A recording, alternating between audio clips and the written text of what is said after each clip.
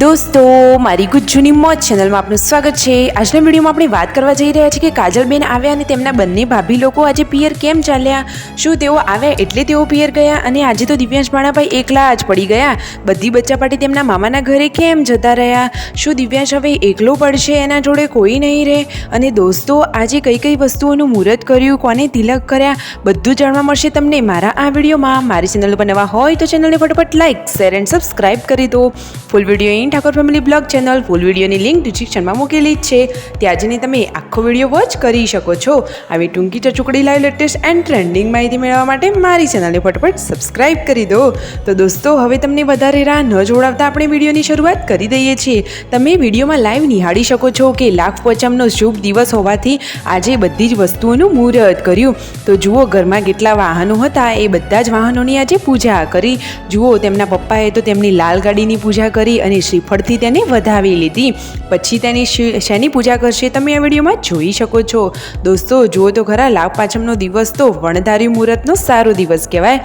પછી તેમને તેમની થાર ગાડીને પણ તિલક કર્યા અને કંકુ ચોખાથી તેને પણ વધાવી લીધી।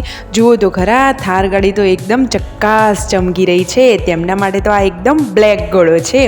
ઠાકોર ફેમિલી તો બાકી જોરદાર વિડીયો બનાવે છે અને આખું ફેમિલી કેવું હળી મળીને રહે છે, સાચી વાત ને દોસ્તો। પછી જુઓ, ફાઇનલી આજે પૂનમ ભાભી અને પાર્વતી ભાભી પિયરીએ જઈ રહ્યા છે, તમે વિડીયોમાં લાઈવ જોઈ શકો છો। વિયુને તો એના દાદા વગર ત્યાં ફાવશે કે નહીં। અને દોસ્તો, કાજલબેન આવ્યા એટલે જ આ બંને ભાભી લોકો કેમ પિયર ગયા, તો દોસ્તો એમનામાં કંઈ ભેદભાવ જેવું નથી, પરંતુ હવે વેકેશન થોડું જ રહ્યું છે, એટલા માટે થોડાક દિવસ એ પણ તેમના પિયર રહી આવે। બાકી નણંદ ભાભીનો તો પ્રેમ જોરદાર જ છે।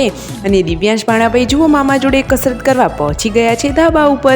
રાકેશભાઈએ કસરત કરી અને દિવ્યાંશ ભાણાભાઈએ અને એના માટે એના મામા લાવ્યા છે સરસ મજાનું ગરમા ગરમ મંચુરિયન, એનું તો એકદમ ફેવરેટ જ છે। મામા સાથે એ પણ જમવા માટે બેસી ગયો છે અને મામાને કહે છે કે તમે પણ ખાઓ, તો એની સાથે સાથે આખા ફેમિલીના લોકોએ પણ મંચુરિયનનો ટેસ્ટ કર્યો અને બધાએ પણ મંચુરિયન ખાઈને સરસ મજાનો આનંદ માણ્યો। તો દોસ્તો, આજે તો ઘરમાં કેટલી બધી પબ્લિક ઓછી થઈ ગઈ। અરે દોસ્તો, બચ્ચા પાર્ટી અને તેમના મમ્મી લોકો એટલે પૂનમ ભાભી, પાર્વતી ભાભી અને બધી બચ્ચા પાર્ટી ગઈ છે પિયરીએ અને મામાના ઘરે।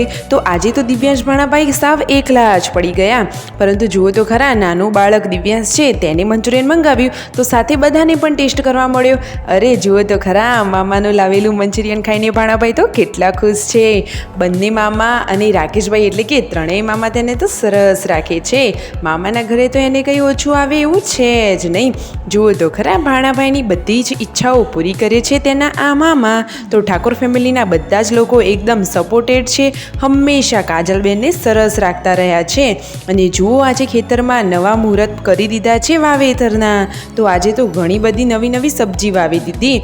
અને જુઓ, સંજયભાઈ શું કરી રહ્યા છે, તો તેમના મિની કિચનના બિઝનેસનું આજે એમને પણ મુહૂર્ત કરી દીધું। મિતાંશ નવા કપડાં પહેરીને ચાલ્યો છે એના મામાના ઘરે અને રણજીતભાઈને મૂકવા જઈ રહ્યા છે પાર્વતી ભાભી અને પૂનમ ભાભીને।